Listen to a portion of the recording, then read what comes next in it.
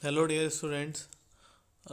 In the last class, we had discussed about remote sensing and its initial history and how remote sensing helps us in recording different type of energies and different type of wavelengths via the help of sensors and by which we can analyze and compute different type of surfaces and different type of features on the surface of the earth, and also its application for the extraterrestrial objects and other remote sensing purposes.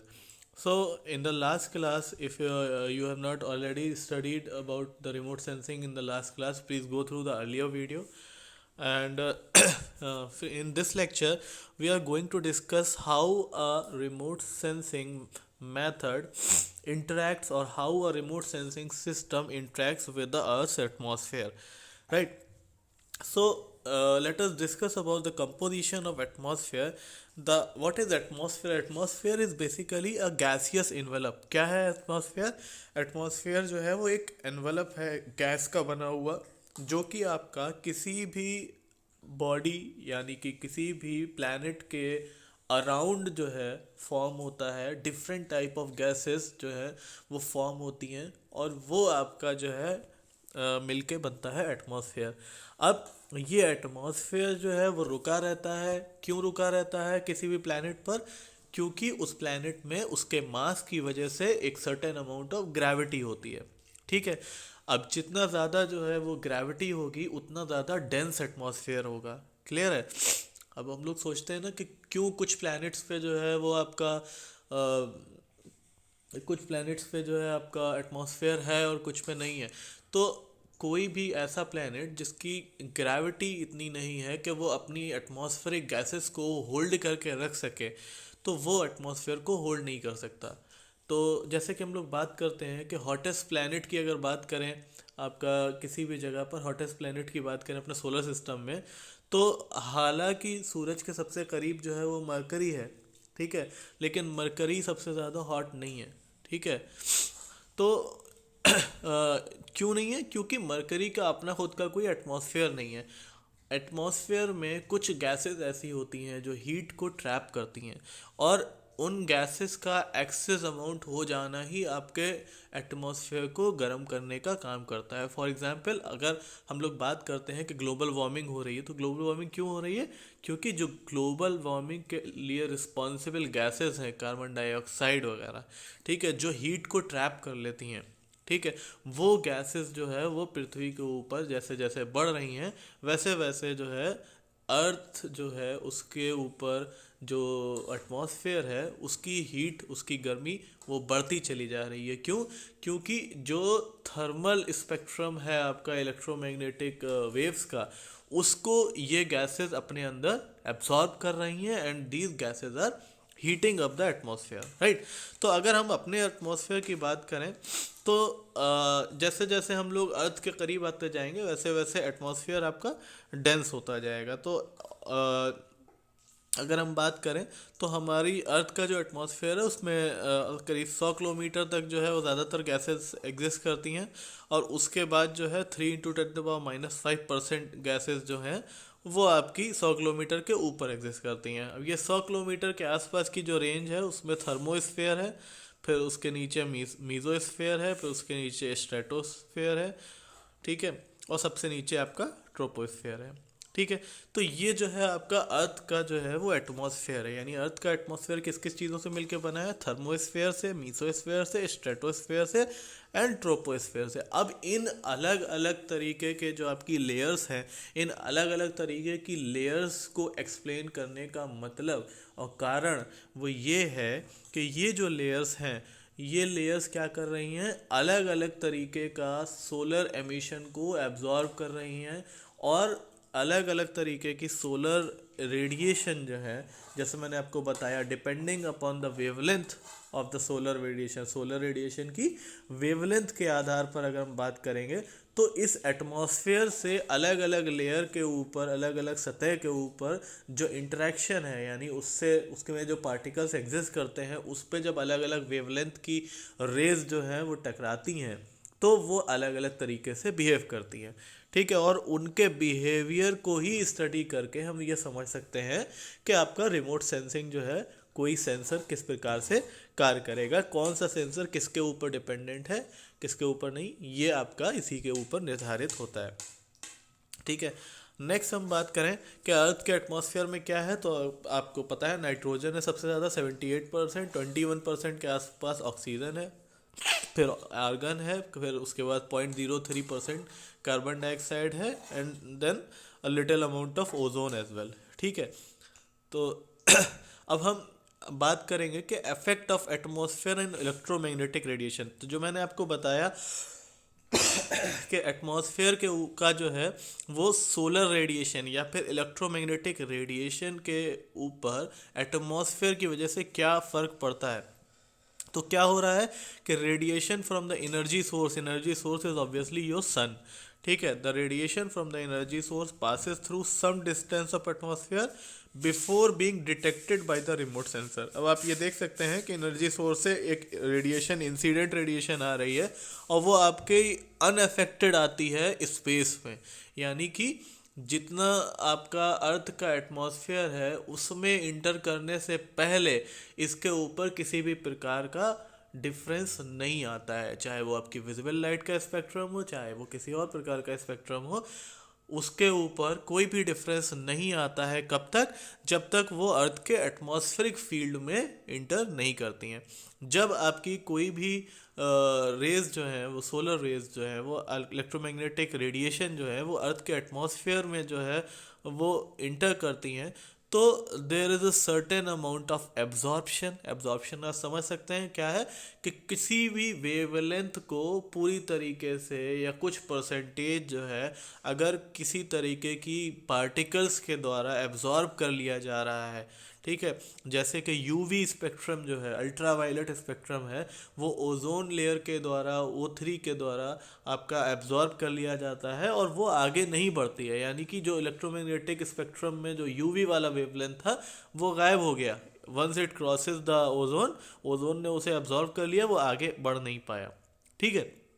उसके बाद oxygen के molecules हैं, water vapours हैं, जैसे जैसे नीचे आते जाएंगे तो आपको पता है कि ये स्मोक हो गया, ये आपका जो है वो बादल हो गए, ये सारे नीचे के लेवल पर होते हैं, बहुत ज़्यादा ऊंचाई पे नहीं होते हैं।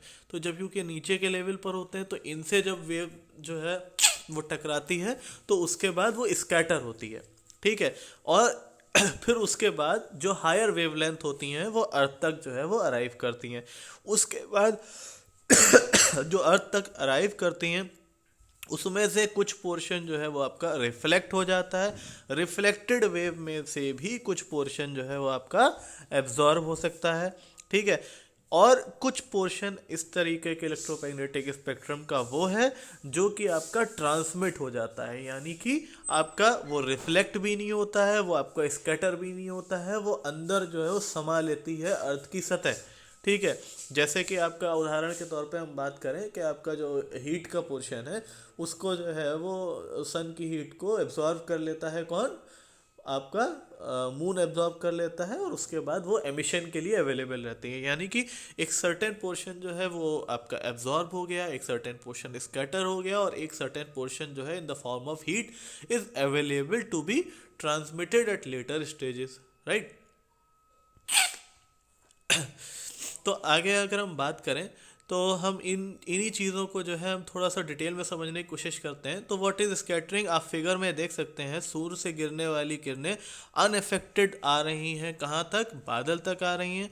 बादल तक आने के बाद जो है क्या हो रहा है, बादल तक आने के बाद ये हो रहा है कि आपका वहाँ पर एक सर्टेन अमाउंट ऑफ इंटरेक्शन होता है बादल से, क्लाउड से, आपके इलेक्ट्रोमैग्नेटिक स्पेक्ट्रम का, और उसमें जो वाइट लाइट होती है वो स्कैटर हो जाती है अलग अलग डायरेक्शन में, यानी कि जो वेवग्योर है उस वेवग्योर का जो वाइट वेवलेंथ है वो वेवलेंथ जो है आपकी स्कैटर हो जाती है चारों तरफ, और यही कारण है कि बादल आपको सफ़ेद रंग के नज़र आते हैं, ठीक है।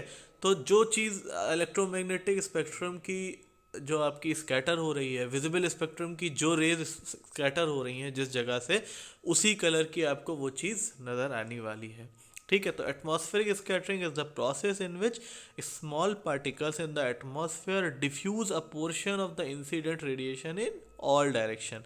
ठीक है, अब ये स्कैटरिंग जो है वो सिलेक्टिव स्कैटरिंग होती है और नॉन सिलेक्टिव स्कैटरिंग होती है। इसके दो मॉडल्स हैं, रेलिग स्कैटरिंग और माई स्कैटरिंग। ठीक है, जब स्मॉलर वेवलेंथ हो और जो है आपका डायमीटर जिनसे स्कैटर हो रही है वो बहुत स्मॉल हो, ठीक है, वेवलेंथ बड़ी हो, ठीक है, तो ऐसी जो आपकी होती है वो आपकी रेलिक स्कैटरिंग होती है। यानी this occurs when the particle causing the scattering, जो पार्टिकल जिनके कारण स्कैटरिंग हो रही है वो छोटे हैं डायमीटर में, किससे, उस वेवलेंथ से जो वेवलेंथ स्कैटर हो रही है। ठीक है ना। अब मैंने आपको जैसा बताया कि इलेक्ट्रोमैग्नेटिक स्पेक्ट्रम में जितनी वेवलेंथ्स आती हैं from gamma rays to radio waves, अलग अलग वेवलेंथ की होती हैं। हर पार्टिकल हर प्रकार की वेव को स्कैटर नहीं करा सकता। ठीक है, तो जिस वेवलेंथ को जो पार्टिकल स्कैटर करा रहा है वो वेवलेंथ भी यदि आपकी बड़ी है 10 गुना से अधिक, किससे, उस पार्टिकल से जिसके कारण से स्कैटरिंग हो रही है, तो उस प्रकार की स्कैटरिंग आपकी रेलिग स्कैटरिंग कहलाती है। ठीक है, ऑन द अदर हैंड अगर जो है क्या हो रहा है, when the wavelength of the energy is almost equal to the diameter of the atmospheric particle, यानी जिस पार्टिकल के कारण स्कैटरिंग का क्या मतलब है, स्कैटरिंग मतलब बिखर जाना। आपने जो है कहीं पर पानी फेंका एक फ्लोर के ऊपर, अब वो पानी जो है वो नॉर्मली अपना जितना उसका वॉल्यूम होगा वो आपका कोई ना कोई रास्ता बनाता हुआ जाएगा, लेकिन अब रास्ते में जो है आपने जो है वो 4 पत्थर रख दिए, तो क्या होगा कि वो जिस रूट से जा रहा है उस रूट से अब नहीं जाएगा, वो आपका अलग अलग रूट से जाएगा। तो ये जो आपकी स्कैटरिंग हो रही है, ये पानी जो स्कैटर कर रहा है वो आपका कैसे कर रहा है, वो कितना स्कैटर होगा, ये आपका निर्भर करता है कि कितने बड़े साइज का पत्थर रखा हुआ है। अगर कोई छोटा सा पत्थर रखा हुआ है और पानी बहुत ज़्यादा है तो बहुत ज़्यादा स्कैटरिंग नहीं होगी, और कोई बहुत बड़ा सा पत्थर रखा हुआ है और पानी भी उसी नई अमाउंट में है तो फिर स्कैटरिंग आपकी ज़्यादा होगी। तो अलग अलग दिशा में अगर स्कैटरिंग हो रही है तो वो आपकी जो है वो माई स्कैटरिंग कहलाती है। एम आई एक साइंटिस्ट का नाम था, उन्हीं के नाम पे यह रखा गया है, तो दैट इज माई स्कैटरिंग। ठीक है, उसके बाद नॉन सिलेक्टिव स्कैटरिंग हो सकती है। ठीक है, when the diameter of the atmospheric particle is much larger than the wavelength. ठीक है, वेवलेंथ जो है वो छोटी है और आपका जिस पार्टिकल के कारण स्कैटरिंग हो रही वो बहुत बड़ा है, लगभग 10 गुना बड़ा, तो ऐसे में जो आपकी स्कैटरिंग होती है वो नॉन सेलेक्टिव स्कैटरिंग होती है।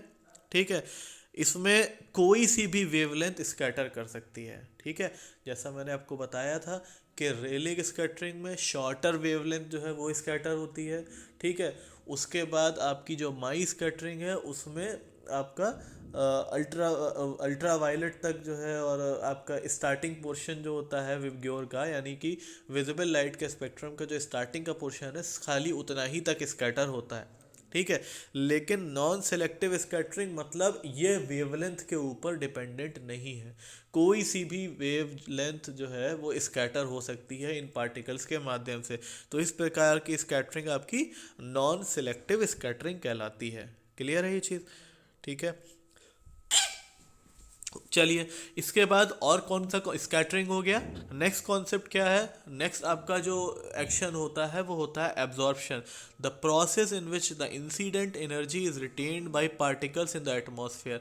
यानी कि एटमॉस्फेयर में एग्जिस्ट करने वाले पार्टिकल, एटमॉस्फेयर में जो पार्टिकल मौजूद हैं वो पार्टिकल अगर आने वाली ऊर्जा, आने वाली एनर्जी का कुछ भाग, कुछ पोर्शन अपने अंदर समा लेते हैं और उसको आगे नहीं बढ़ने देते हैं, वो वहीं पर ख़त्म हो जाता है कुछ पोर्शन उसका और वो आगे नहीं जा पाता, तो इस प्रकार की प्रक्रिया जो है, इस प्रकार की जो प्रोसेस है, इसको हम लोग एब्जॉर्प्शन कहते हैं। ठीक है, यानी कि इंसिडेंट एनर्जी का कुछ पोर्शन जो है वो पार्टिकल्स रिटेन कर ले रहे हैं, आगे नहीं जाने दे रहे हैं, that process is called absorption. ठीक है, energy is transformed into other forms unlike scattering atmospheric absorption causes an effective loss of energy. Scattering में लॉस ऑफ एनर्जी नहीं होता है, बस उसकी दिशा बदल जाती है, लेकिन एब्जॉर्प्शन में एनर्जी का लॉस होता है। जैसे कि आपका यूवी है, यूवी को अगर आपका ओजोन ने एब्जॉर्ब कर लिया, इसका मतलब ये है कि अब वो एनर्जी जो आपकी इंसिडेंट एनर्जी थी, जो कि शुरुआत में आ रही थी एटमॉस्फेयर में इंटर होने से पहले और आपका अर्थ सरफेस तक पहुंचने तक, जो एनर्जी की जो वैल्यू है वो आपकी रिड्यूस हो चुकी है, क्योंकि एक अच्छा खासा पोर्शन जो है एनर्जी का वो एब्जॉर्ब कर लिया गया है इस बाई द पार्टिकल्स। ठीक है, अब एब्जॉर्प्शन डिपेंड करता है वेवलेंथ ऑफ द एनर्जी पे। ठीक है, कौन सी वेवलेंथ है उसको कौन सा एटमॉस्फेयर का पार्ट एब्जॉर्ब करेगा, एटमॉस्फेरिक कंपोजिशन कैसा है, ठीक है, और गैसियस मॉलिक्यूल कैसे हैं, उनका एनर्जी लेवल कैसा है। Absorbing medium will not only absorb a portion of the total energy but will also reflect, refract और scatter the energy. The absorbed energy may also be transmitted back to the atmosphere. जैसे कि आपका चांद जो है वो क्या करता है, कुछ एनर्जी पोर्शन एब्जॉर्ब कर लेता है और उसके बाद वापस उसको एटमॉस्फेयर में फिर से उसको रेडिएट कर देता है। ठीक है, उसके बाद सबसे एफिशिएंट एब्जॉर्बर कौन से हैं, कौन कौन से कंपोनेंट है जो नॉर्मली आपके जो एनर्जी है उसको एब्जॉर्ब करते हैं। वाटर वेपर एब्जॉर्ब करती है, कार्बन डाइऑक्साइड हीट को एब्जॉर्ब करती है, ओजोन आपकी अल्ट्रावायलेट को एब्जॉर्ब करती है। उसके अलावा गैसियस कंपोनेंट सिलेक्टिव एब्जॉर्बर्स होते हैं, पूरी तरीके से एब्जॉर्ब नहीं करते हैं। ठीक है, एक स्पेसिफिक वेवलेंथ है उसी को एब्जॉर्ब करते हैं। Depends on the arrangement of the gaseous molecule and the energy level. ठीक है, चलिए ये क्लियर है। What is atmospheric window, range of wavelength that are partially और wholly transmitted through the atmosphere, यानी कि वो वेवलेंथ जो कि आपका जिनका एक अच्छा खासा अंश या फिर पूरी तरीके से जो है वो ट्रांसमिट हो जाती हैं, वो एटमॉस्फेरिक विंडो कहलाती हैं। ठीक है, और जो रिमोट सेंसिंग का डेटा है वो इन्हीं इस एटमॉस्फेरिक विंडो जो है यानी कि उन्हीं के ऊपर डिपेंड है। अब जो एनर्जी एब्जॉर्ब हो जा रही है, ऑब्वियसली उस एनर्जी का इस्तेमाल तो आप सेंसिंग के लिए नहीं कर सकते, क्योंकि वो आपकी प्रॉपर अमाउंट ऑफ एनर्जी जो है वो सेंसर तक पहुंच ही नहीं रही है वापस, तो इसलिए उसका इस्तेमाल नहीं जा सकता। तो रिमोट सेंसिंग के लिए, डेटा एक्विजिशन के लिए जो एटमॉस्फेरिक विंडो है, यानी कि जो पूरी तरीके से या जो अधिकतर ट्रांसमिट हो जाती है, उसी एनर्जी को हम लोग जो है वो रिमोट सेंसिंग के लिए प्रयोग में लाते हैं, इस्तेमाल करते हैं। क्लियर, चलिए, तो ये आपको जो है एटमॉस्फेरिक विंडो के बारे में कुछ वेवलेंथ बताई गई हैं। ठीक है, वो आप देख सकते हैं कि कौन सी एनर्जी कहाँ पर है। ठीक है, अब रिमोट सेंसिंग के लिए जो है वो कौन कौन से जो है आपके सेंसर्स जो है वो प्रयोग में लाते हैं। ठीक है, तो spectral sensitivity of the available sensor के ऊपर निर्भर करता है। Available atmospheric window in the spectral range considered, the spectral range of the sensor is selected by considering the energy interaction with the features under investigation, the source, magnitude and spectral composition of the energy available in the particular range, and multispectral sensors sense simultaneously through multiple narrow wavelength ranges that can be located at various points invisible through the thermal spectral regions। ठीक है, अब energy interaction किस तरीके से है, reflection है, किसी जगह पे जो है आपकी सरफेस पे लगी, रिफ्लेक्ट हो गई, एब्जॉर्प्शन एब्जॉर्ब हो गई, ट्रांसमिशन ट्रांसमिट हो गई। तो आप देख रहे हैं इंसिडेंट रेडिएशन जो है आपकी ब्लैक एरो से रिप्रेजेंट करी गई है, ग्रे एरो से जो है आपका रिफ्लेक्टेड रिप्रेजेंट करा है। इंसिडेंट एनर्जी आपकी अर्थ सरफेस पर आके इंटरेक्ट करती है, उसके बाद उसका कुछ पोर्शन जो है वो रिफ्लेक्ट हो जाता है, कुछ बिना स्कैटर हुए, बिना अपना पथ चेंज करे सीधा निकला चला जाता है आपका अर्थ के अंदर। ठीक है, वो आपका ट्रांसमिटेड कहलाता है, और कुछ जो है वो एब्जॉर्ब हो जाता है, वो एब्जॉर्प्शन कहलाता है। जो डॉटेड एरो से है पोर्शन वो एब्जॉर्ब्ड एनर्जी है, जो आपका ग्रीन एरो से है दैट इज ट्रांसमिटेड एनर्जी, यानी कि वो एनर्जी जो है उसकी डायरेक्शन चेंज नहीं हो रही, वो ट्रांसमिट हो रही है। अब ट्रांसमिट जब एनर्जी होती है तो उसकी वेवलेंथ भी कम हो जाती है, उसकी स्पीड भी कम हो जाती है। ठीक है, और एब्जॉर्ब तो एब्जॉर्ब हो जाती है, बाकी रिफ्लेक्टेड एनर्जी है। ठीक है, तो जो पोर्शन बचता है वो रिफ्लेक्ट हो जाता है। ठीक है, तो रिफ्लेक्शन क्या है? Reflection is the process in which the incident energy is redirected in such a way that the angle of incidence is equal to the angle of reflection. ये चीज़ आप जानते हैं कि रिफ्लेक्शन क्या होता है, कि जिस एंगल से जो है आपकी एक एनर्जी जो है, एक कोई वेव जो है जिस एंगल से जो है किसी सब्जेक्ट के ऊपर, किसी ऑब्जेक्ट के ऊपर इंटरेक्ट कर रही है, अपोजिट डायरेक्शन में उतने ही एंगल पर जो है वो वापस चली जाए। जैसा कि आप फिगर में देख सकते हैं कि जिस पॉइंट पे गिर रही है वो जितना एंगल बना रहा है उतने ही एंगल पे जो है आपका वो रिफ्लेक्ट भी हो रही है। तो अगर आपका एंगल ऑफ इंसिडेंट और एंगल ऑफ रिफ्लेक्शन दोनों सेम है तो वो आपका एक ट्रू रिफ्लेक्शन है। और उसके बाद अगर आपका जो है वो पढ़ने के बाद जो है वो अलग अलग दिशाओं में रिफ्लेक्ट हो जाए, यानी कि irrespective of the angle of incident, reflection का जो एंगल है वो अलग अलग दिशाओं में हो, तो उसको हम स्कैटरिंग कहते हैं। ठीक है, तो जितना ट्रू सरफेस होगी, जितना प्लेन सरफेस होगी, जितना आपकी स्मूथ सरफेस होगी, उतना आपका रिफ्लेक्शन बेहतर होगा। जैसे कि आपका कोई मिरर है, मिरर के ऊपर आप रोशनी डालिए तो जिस एंगल से आप डाल रहे हैं उसी एंगल से वो रिफ्लेक्ट हो जाएगी। लेकिन मिरर की जगह वही कोई लकड़ी है तो वो जो है थोड़ा आप जहाँ से डालेंगे तो रिफ्लेक्ट होने के बजाय वो चारों दिशा में फैलती हुई नजर आएगी, आपको डिस्पर्स हो जाएगी। तो दैट इज़ योर स्कैटरिंग। ठीक है, तो अब देख लीजिए रिफ्लेक्शन के कुछ प्रकार। स्पेक्ट्रल रिफ्लेक्शन क्या है, कि जब आपका जो है जिस एंगल से आ रही थी उसी एंगल से आपकी एनर्जी जो है वो वापस जा रही, that is your specular reflection. उसके बाद अलग अलग एंगल्स के ऊपर जो है वापस रिफ्लेक्ट हो रही है, that is your diffuse reflection.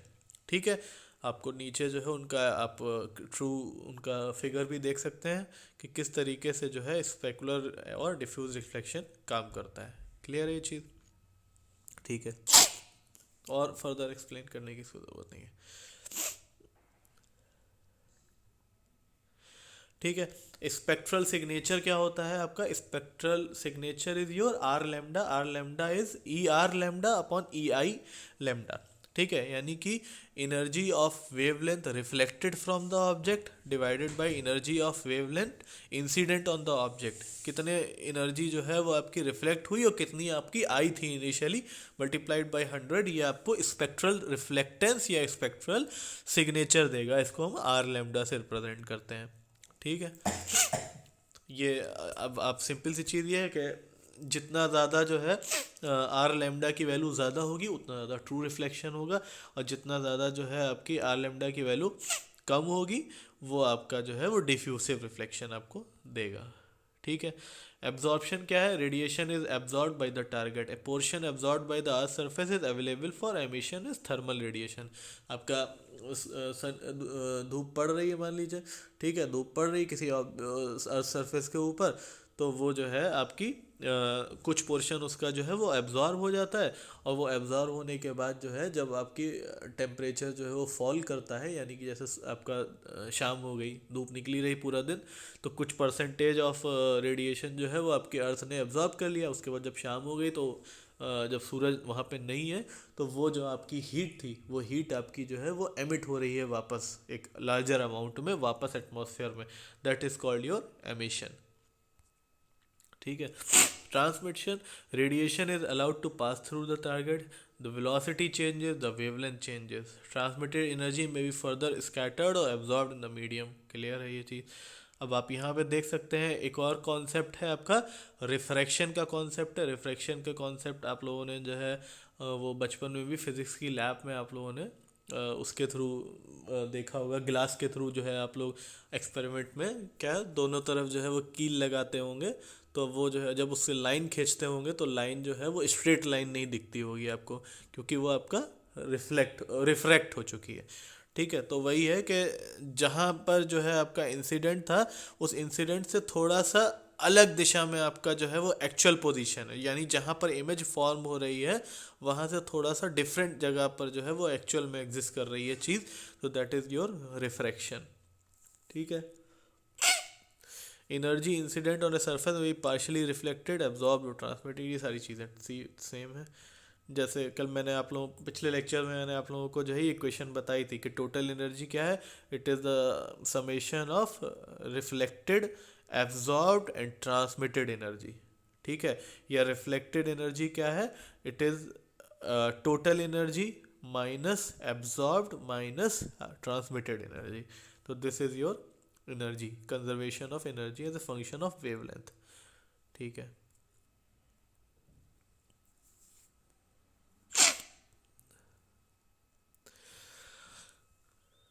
ठीक है। तो this is about your reflection, refraction, absorption and all.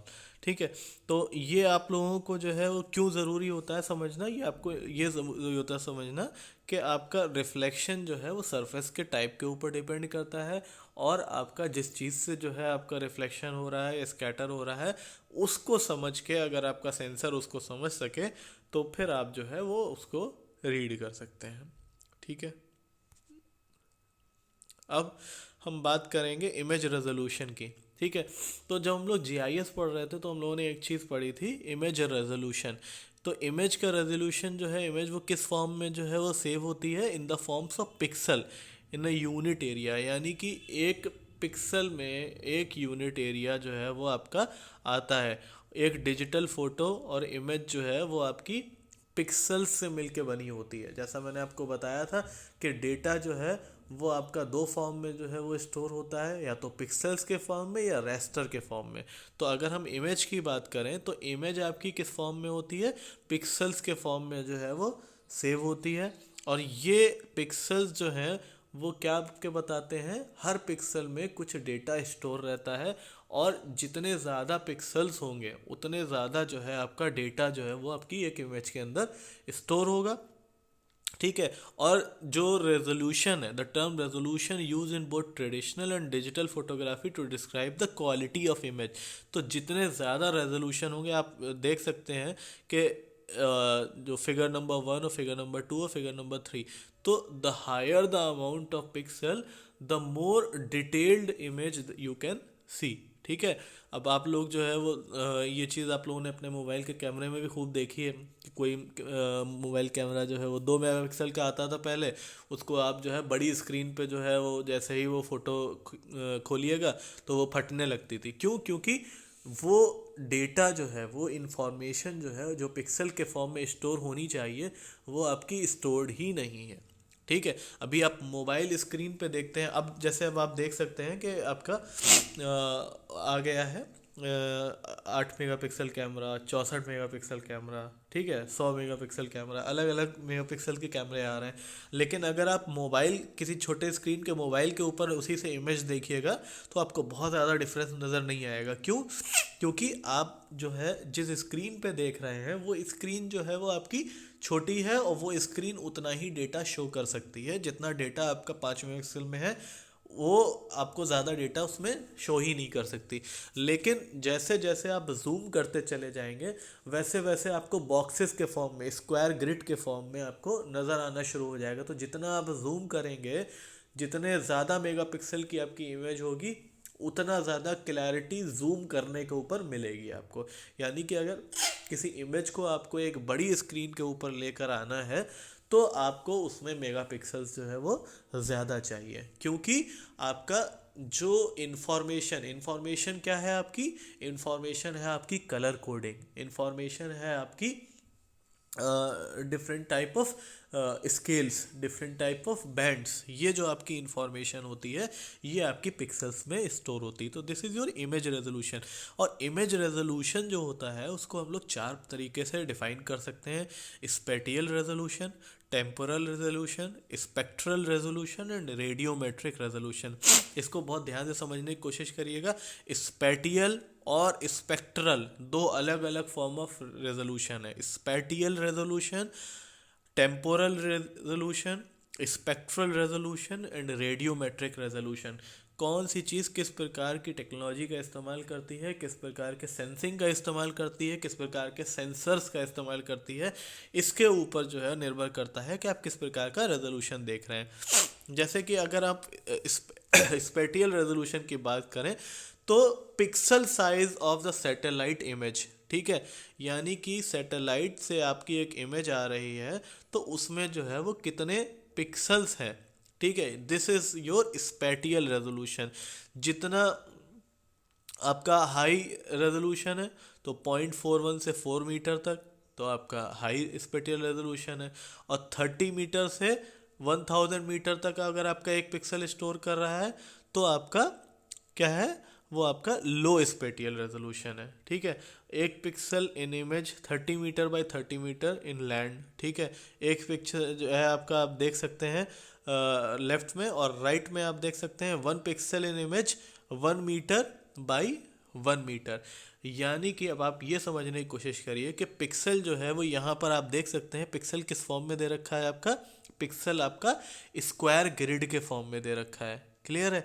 अब स्क्वायर ग्रिड के फॉर्म में अगर पिक्सल दे रखा है, आपकी जो सबसे पहली इमेज है, जो फर्स्ट बॉक्स है, 1 pixel in image is 30 by 30 metre in land. ठीक है, तो 30 बाई 30 मीटर इन लैंड का मतलब ये है कि अगर कोई हाउस जो है वो 30 बाई 30 मीटर का है, ठीक है, तो वो सिर्फ एक ही पिक्सल में आ गया। अब अगर आप इसको जो है वो जूम करेंगे, ठीक है, तो आपके पास जो है इंफॉर्मेशन पूरी आपको नहीं मिलेगी, क्योंकि ये पूरी इंफॉर्मेशन सिर्फ एक ही पिक्सल में एग्जिस्ट करती थी। ठीक है, उसके बाद जो है आप आ गए 5 बाई 5 मीटर पे, यानी कि जो आपका स्क्वायर ग्रिड है, यानी जो आपका एक पिक्सल साइज है, जो कि पहले 30 बाई 30 मीटर का था, अब वही पिक्सल साइज जो है वो घट के क्या रह गया है आपका, वो आपका रह गया है 5 बाई 5 मीटर का। अब आप देख सकते हैं एक पिक्सल में जो है पूरा जब 30 बाई 30 मीटर का था तो कुछ नहीं आपको दिख रहा था। ठीक है, आउटपुट जो आ रहा था वो नीले रंग का आउटपुट आ रहा था सैटेलाइट इमेज में। ठीक है, उसके बाद जब आपका पिक्सल साइज 5 बाई 5 मीटर हो गया, यानी पिक्सल साइज मतलब एक पिक्सल में 5 मीटर बाई 5 मीटर। सिंपल सी चीज़ ये है कि आपका एक घर है 30 बाई 30 मीटर का, अगर वो सिर्फ एक ही पिक्सल में आ जा रहा है, ठीक है, इसका मतलब जो है आपका इसमें जो ये जो घर है 30 बाई 30 मीटर का में जो एक ही पिक्सल में आ जा रहा है, तो इसका मतलब उसमें कोई भी डिटेलिंग नहीं है। ठीक है, और जैसे कि 5 बाई 5 मीटर का है, तो आपका जो है रेजोल्यूशन जो है वो आपका हाई हो गया, हाई स्पेटियल रेजोल्यूशन हो गया। यानी कि इस सेम एरिया को कवर करने के लिए, जो 30 बाई 30 मीटर का जो सेम एरिया था जो कि एक पिक्सल में कवर हो रहा था, वो अब जो है वो आपका अधिक पिक्सल्स में कवर हो रहा है। ठीक है, वो आपका जो कि एक पिक्सल में था, तो वो जो है अब ये 30 था तो 5 1 2 3 4 5, हाँ, तो ये 36 बॉक्सेस में कवर हो रहा है। जो पहले सिर्फ एक बॉक्स में आ रहा था वो अब 36 बॉक्सेस में आ रहा है। सिमिलरली जो आपका पिक्सल जो है वो हमने और जो है वो इस पे हाई कर दिया, तो बॉक्स जो है हमने, यानी कि जो पिक्सल साइज है वो 1 बाई 1 कर दिया। अगर 1 बाई 1 कर दिया हमने, तो 1 बाई 1 करने पे क्या हो जाएगा, 1 बाई 1 करने पे ये हो जाएगा कि जितना स्पेस जो है वो आपका सिर्फ पहले एक पिक्सल में आ रहा था, फिर सेकंड केस में आपका 36 पिक्सल्स में आ रहा था, वही अब आपका 900 पिक्सल्स में कवर हो रहा है। समझ में आ रही है बात भाई, 30 और 30 30 30 900। ठीक है, तो जितनी इंफॉर्मेशन आपकी सिर्फ एक पिक्सल में कलेक्ट हो रही थी, उतनी सेकंड केस में आपकी 36 पिक्सल्स में 36 बॉक्सेस में कवर हुई, फिर उतनी ही इंफॉर्मेशन आपकी 900 बॉक्सेस में कवर हुई। ठीक है, तो जब आपकी जो है इंफॉर्मेशन जो पिक्सल स्टोर कर रहे हैं वो पिक्सल्स, नंबर ऑफ पिक्सल मतलब higher number of information, higher number of information इसका मतलब क्लियरर रेजोल्यूशन।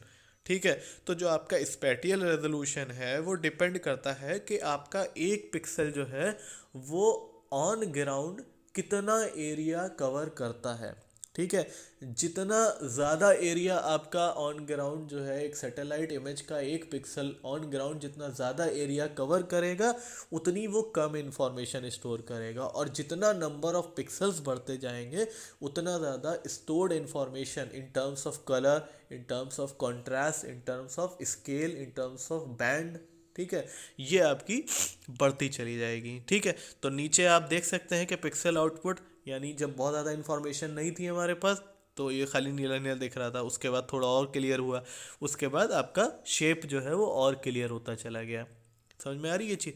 तो this is your spatial resolution. तो 30 से लेकर 1000 तक अगर है तो वो लो है, वो ये इसको उल्टा समझने की ज़रूरत नहीं है।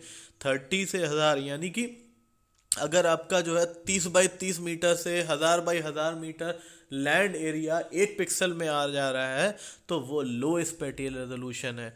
और अगर 0.41 मीटर बाई 0.41 मीटर से लेकर 4 बाई 4 मीटर तक एक पिक्सल में आ रहा है, तो वो हाई रेजोल्यूशन है। ठीक है, हाई का मतलब ये मत कर दीजिएगा कि 30 बाई 30 जो है वो हाई रेजोल्यूशन है और 0.4 बाई 0.4 लो रेजोल्यूशन है। इसको हमेशा ये समझने की कोशिश करिए कि एक पिक्सल में जितना ज़्यादा इंफॉर्मेशन जो है वो सिर्फ एक पिक्सल में आ जाएगी, जितना ज़्यादा लैंड एरिया कवर कर लेगा उतना लो रेजोल्यूशन है।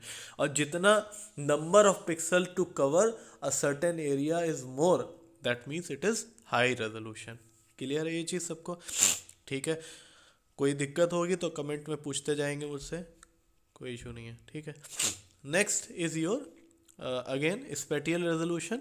ठीक है, तो 1 बाई 1 मीटर था तो आपको इस तरीके से दिख रहा था, ऐसे ही जो है वो पिक्सल रेजोल्यूशन आप बढ़ाते चले गए।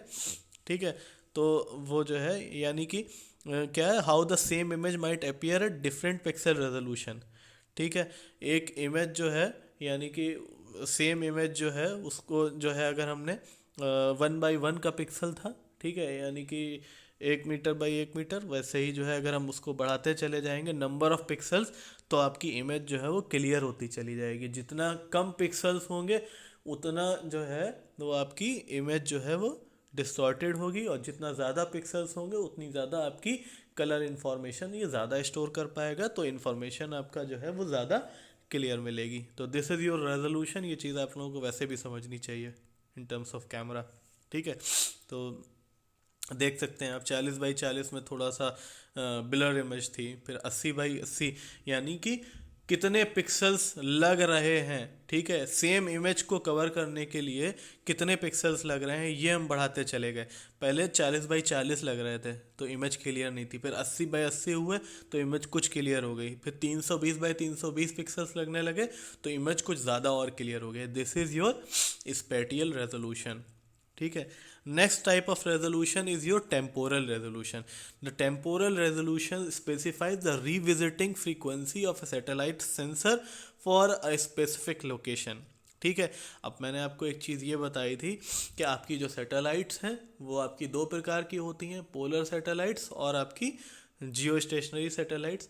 अब जो सैटेलाइट है वो किसी एक पॉइंट से जो है, अभी किसी पॉइंट की आपको जितना क्लियर इमेज चाहिए है, ठीक है, अर्थ सरफेस के किसी पॉइंट की मान लीजिए आपको अगर इमेज चाहिए है, तो आप अलग अलग समय में उसकी अलग अलग पिक्चर्स लेते हैं। ठीक है, सैटेलाइट के थ्रू, और वो जो आप पिक्चर्स लेते हैं उनको ओवरलैप कराया जाता है और उसके बाद एक फाइनल कंक्लूसिव पिक्चर जो है वो प्रेजेंट करी जाती है। तो टेम्पोरल रेजोल्यूशन जो है वो इस बात पे निर्भर है कि किसी एक स्पेसिफिक एरिया, किसी एक खास एरिया के ऊपर से आपकी सैटेलाइट कितनी बार गुजर रही है। आपको पता है कि सैटेलाइट भी मोशन में है, आपकी पृथ्वी भी मोशन में है, तो कोई भी सैटेलाइट जो है अगर वो अपने ऑर्बिट में रिवॉल्व कर रही है तो एक ही स्पेसिफिक जगह से वो कितनी बार जो है वो गुजर रही है, ये आपका वो जो इमेज लेगी उस इमेज के थ्रू आप इमेज फॉर्म करेंगे, and that resolution would be called temporal resolution. तो टेम्पोरल रेजोल्यूशन क्या है, कितनी बार एक जगह पर से सैटेलाइट गुजर रही है और कितनी बार एक स्पॉट की जो फोटो है वो आपकी प्रेजेंट कर रही है। तो अगर जो है 24 घंटे से लेकर 3 दिन में जो है आपकी सैटेलाइट सेम स्पॉट की फ़ोटो भेज देती है तो वो हाई टेम्पोरल रेजोल्यूशन है। 4 से 16 दिन में जो है वो रिपीट करती है तो मीडियम है, और 16 दिन के ऊपर अगर निकल जाता है दोबारा सेम स्पॉट की पिक भेजने में तो that is your low temporal resolution. ठीक है, उसी को जो है इन्होंने एक एग्जाम्पल की तरह जो है वो प्रेजेंट कर दिया है कि 2 जुलाई से 18 जुलाई सेकेंड जो है आपकी वो हुई, फिर उसके बाद 18 जुलाई से 3 अगस्त को जो है हुई, तो वो 16-16 दिन है। ठीक है, तो वो जो है आपकी कैसी है, वो आपकी लो जो है टेम्पोरल है। और जो है आपकी 1 जुलाई के बाद 12 को निकल गई, 12 के बाद 23 को निकल गई, 11-11 दिन के अंतराल पे निकल रही है, तो मीडियम टेम्पोरल रेजोल्यूशन है। ठीक है, तो ये जो है आपकी over a period of time कितनी बार सेम स्पॉट की इमेज आ रही है, that makes your temporal resolution. ठीक है, उसके बाद हम बात करेंगे स्पेक्ट्रल रेजोल्यूशन की। स्पेक्ट्रल रेजोल्यूशन क्या है, एक सेंसर की एबिलिटी है वेवलेंथ में हर छोटे से छोटे चेंजेस को, आपको पता है कि आपकी कोई जो है इलेक्ट्रोमैग्नेटिक वेव जो है वो अगर आपकी इंटरेक्ट करती है एटमॉस्फेयर में या किसी सरफेस से इंटरेक्ट करती है तो उसके ऊपर कई चीज़ें होती हैं। रिफ्लेक्शन होता है, रिफ्रैक्शन होता है, एब्जॉर्प्शन होता है, ट्रांसमिशन होता है, स्कैटरिंग होती है। तो इन सब की वजह से वेवलेंथ की जो इंटेंसिटी है यानी जो एनर्जी है आपकी, वो आपकी चेंज होती है। और अगर आपका सेंसर जो है वो छोटे से छोटा चेंज जो है उसको रिकॉग्नाइज करता है, ठीक है, तो ये आपका स्पेक्ट्रल रेजोल्यूशन जो है वो फॉर्म करता है। ठीक है, तो जितना ज़्यादा से ज़्यादा जो है वो आपका रिकॉर्ड कर सकता है चेंजेस को, ठीक है, जितना हाईली सेंसिटिव होगा आपका सेंसर उतनी ज़्यादा आपको हाई स्पेक्ट्रल रेजोल्यूशन मिलेगा। यानी कि it is specifies the number of spectral bands in which the sensor can collect reflected radiance. ठीक है, हाई स्पेक्ट्रल रेजोल्यूशन 220 बैंड का होता है, medium spectral resolution 3 to 15 bands का होता है, लो स्पेक्ट्रल रेजोल्यूशन 3 बैंड्स का होता है। ठीक है, ये आपका जो है वो स्पेक्ट्रल रेजोल्यूशन हो गया। तो एग्जाम्पल क्या है, ब्लैक एंड वाइट इमेज है, इसमें सिंगल सेंसिंग डिवाइस है। ठीक है, इसमें टोटल इंटेंसिटी जो है वो sum of all visible wavelength only. ठीक है, ये है। उसके बाद जो है आपका वो हाईली सेंसिटिव होगा तो आपको कलर्स जो है वो और ज़्यादा क्लियर आपको नज़र आएंगे। ठीक है, नेक्स्ट आपका जो है जो चौथा तरीके का है वो है आपका radiometric resolution. It measures of a sensor's ability to discriminate small difference in the magnitude of radiation within the ground area that correspond to single raster cell. ठीक है, the greater the bit depth number of data bits per pixel of the image that a sensor record, the higher its radiometric resolution। किसी भी image का radiometric resolution जो है वो bits पर pixels के ऊपर डिपेंड करता है। आपकी जो इमेज की जो टेक्नोलॉजी है, ठीक है, अगर आप लोग जो है वो कैमरेज की बात करें या फिर आप मोबाइल कैमरेज की बात करें तो जो इमेजेस होती हैं, अब आपने कभी सोचा है कि इमेज जो है उनकी क्लैरिटी जो है वो अब पहले के अपेक्षा जो है वो पहले एक ज़माना था कि वीजीए कैमरा चलता था नोकिया के फ़ोनों में छोटा, उसके बाद अब जो है वो इतना इतना मोबाइल में ही आपका 108 मेगापिक्सल कैमरा आ रहा है। तो डिफरेंस क्या है, डिफरेंस जो है वो रेजोल्यूशन का डिफरेंस है। और रेजोल्यूशन का डिफरेंस क्या है, रेजोल्यूशन का डिफरेंस ये है कि आपका जो रेस्टर डेटा है, ठीक है, पर पिक्सल जो है वो कितना डेटा जो है वो रिकॉर्ड कर सकती है। ठीक है, एक बिट जो है वो 2:1 होता है, 4 बिट 2:4 होता है, 8 बिट आपका 2⁸ होता है। ठीक है, 16 बिट 2⁸ होता है, 32 बिट 2⁸32 होता है। ठीक है, तो अगर जो है अगर आप 16 बिट की बात करें तो 2:32 करेंगे तो 16 मिलियन से ज़्यादा आपको जो है वो कलर मिल जाएंगे। तो जो हम लोग टीवीज़ की बात करते हैं जैसे टेलीविज़न के 32 बिट टीवी, ठीक है, स्क्रीन, तो क्या है, ये है कि कितना कलर्स जो है वो स्टोर करे जाते हैं। फॉर एग्जांपल अगर हम 1 बिट की बात करें तो 1 बिट जो है उसमें जो है क्या रहता है, खाली 0 से 1 रहता है। ठीक है, अगर 2 बिट की बात करें तो 2:2 4 हो जाएगा। तो इसमें कलर कॉम्बिनेशन क्या होंगे, 0011, 00 correspond to your 00 corresponds to your black and 11 corresponds to your white। ठीक है, अब 0 1 होगा तो ग्रे होगा, 1 0 होगा तो लाइट ग्रे होगा। क्लियर है, तो ये क्या है, ये बिट, ये जो आपका जो कंप्यूटर, अब आप यहाँ पे देख सकते हैं कि जो आपकी जो एक इमेज है उसमें कलर के जो आपके पैटर्न्स हैं वो बढ़ते चले जा रहे हैं, जो ग्रे स्केल है वो बढ़ता चला जा रहा है। भाई आप 1 बिट में देखें तो 0 से लेकर 00 जो है तो वो आपका क्या है, ब्लैक में है, और उसके बाद 01 है वो आपका क्या है, वाइट में है, या 10 है वो आपका वाइट में है। तो ये 1 बिट में आपके दो ही तरह के कलर कॉम्बिनेशन है, 01 और 10, जो कंप्यूटर आपका स्टोर करता है या आपकी इमेज जो स्टोर होती है। तो अगर आपको ध्यान हो तो एक इमेज का, जैसे अभी हम लोग नॉर्मली जो फॉर्मेट यूज़ करते हैं जेपीईजी यूज़ करते हैं, हाईएस्ट रेजोल्यूशन। ठीक है, उसके बाद जीआईएफ होता है उससे कम रेजोल्यूशन में, और उसके बाद जो है आप और छोटी इमेज जो है, जो आपके जो कैशे फाइल्स होती हैं उसमें कभी आप जाइएगा तो जो उसके आपके गैलरी का जो कैशे होगा उसमें छोटे छोटे फॉर्मेट होते हैं, एक एक दो दो केबी की, चार दो दो तीन तीन केबी की इमेजेस जो है वो स्टोर होती हैं बीटीपी फॉर्मेट में और छोटे फॉर्मेट में।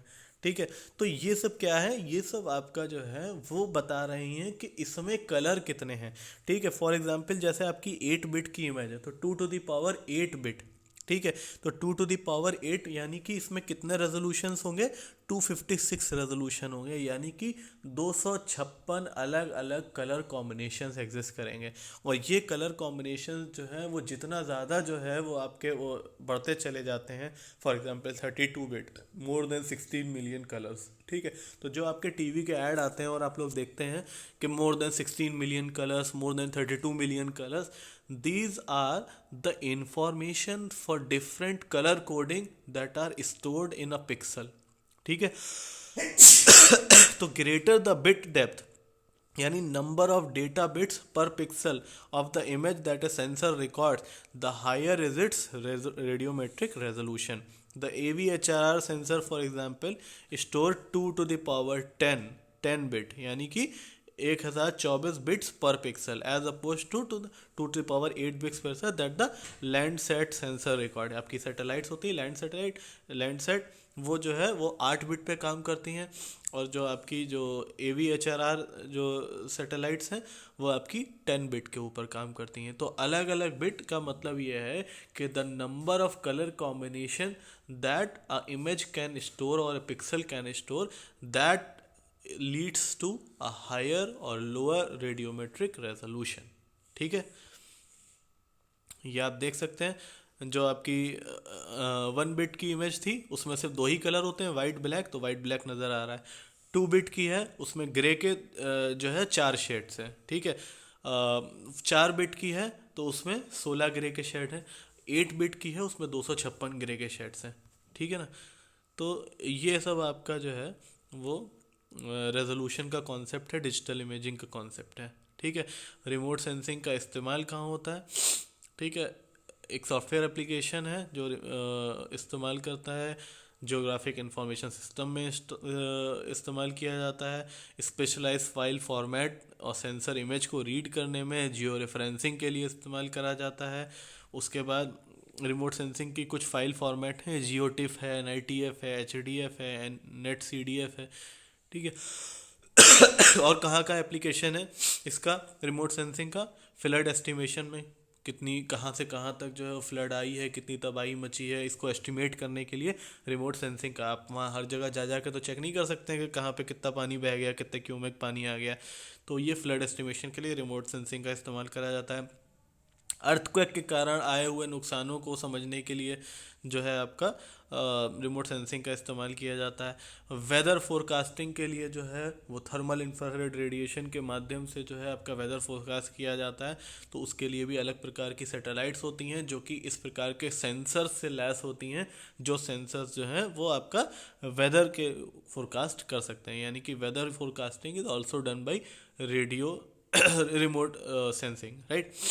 ठीक है, उसके बाद tsunami, forest fire, regional planning, surveying inaccessible areas, flood and drought, ये सब चीज़ें जो है आपकी रिमोट सेंसिंग की एप्लीकेशन है। ठीक है, चलिए ठीक है, थैंक यू वेरी मच, और पूरा वीडियो देखें प्लीज़, और कोई भी दिक्कत होगी तो कमेंट बॉक्स में या फिर व्हाट्सएप पर मुझसे पूछ सकते हैं।